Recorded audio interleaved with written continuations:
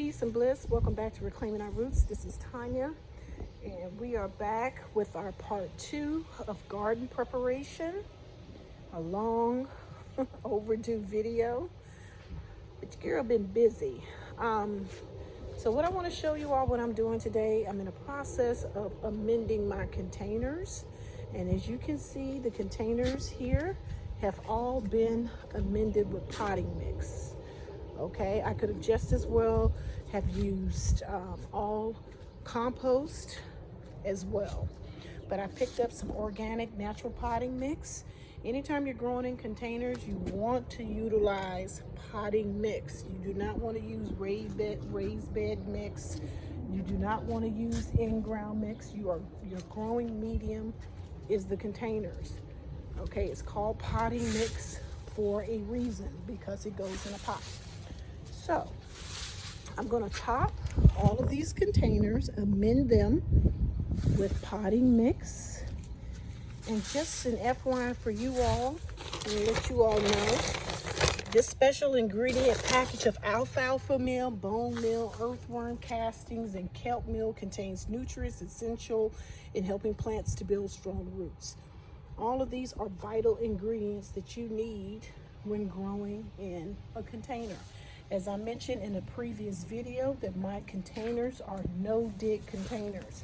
So what you see here at the top of these containers, I will not be digging in this. I will not be turning this over and disturbing the microorganisms that live beneath the soil.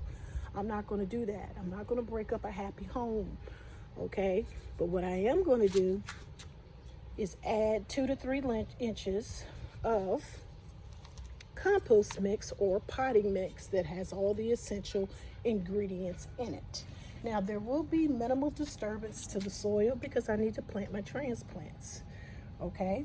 So I'm going to do that for all of the containers out here to get everything amended, okay? And I have to do these containers as well. These I've already done, obviously, because I have plants inside of them. So I am in it knee deep.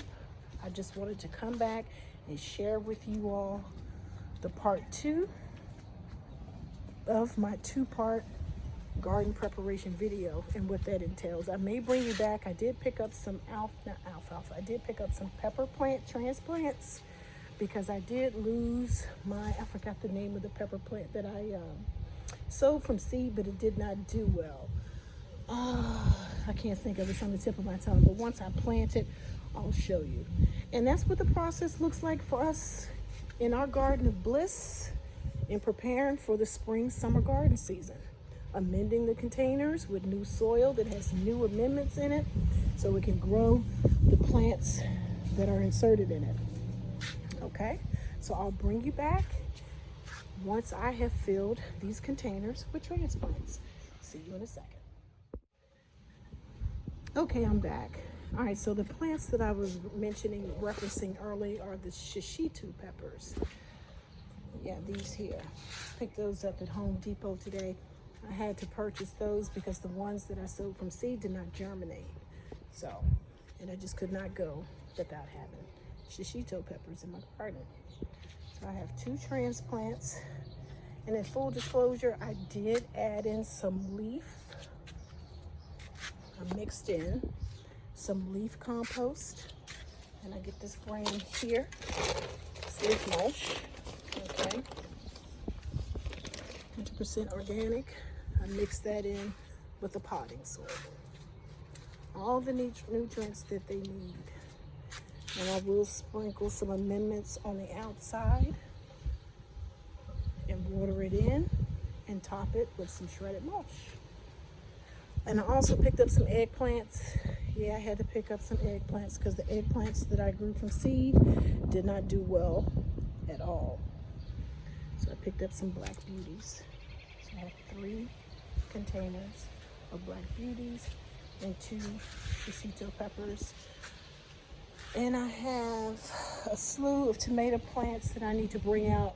I will not be bringing them out this week. I was supposed to plant last weekend, which was Mother's Day weekend, but unfortunately we were inundated with rain, So as a result, I could not plant, and I'm still a little skeptical on bringing out my peppers and tomatoes that I grew from seed.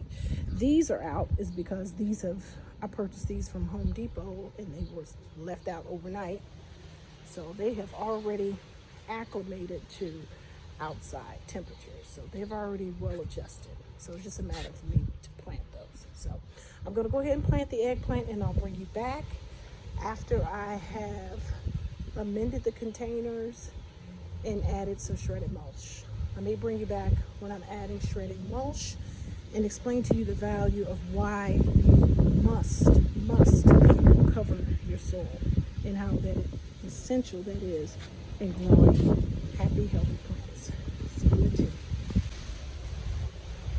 Okay, I'm back. I'm going to have to focus here because something's come up indoors that requires my attention.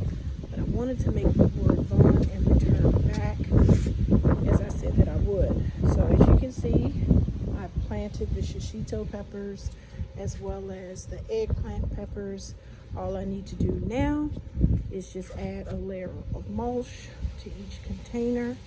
Let me show you what that looks like. As you'll see over here with my cabbage, I add a layer of mulch, and what that does, that acts as an insulation barrier. It helps the container and the soil retain moisture, and it's very important that you have some sort of bedding on top of your soil so it doesn't dry out. Okay, it has to be covered, whether it's with shredded mulch, straw, hay. I've seen rice shavings, leaves, you name it. It needs to be covered. Okay, especially when you're container gardening, because containers do evaporate moisture very quickly. Okay, so yeah. So I will bring you all back in the next video, probably for a garden tour, once the entire garden has been planted. And that's probably going to take me a course. That's going to happen over a course of several days. So, because they are calling for inclement weather, I think tomorrow. So I took advantage of today to plant these transplants. So in the next video, I will have officially planted our entire spring, summer garden. And from that point, the videos that follow would just be progress in the garden, any pest issues that I may be managing at the time. And just giving you weekly updates. So I'm going to end the video today. Thank you for following along. I hope all is well in your world, and catch you back on the next video. Peace and bliss.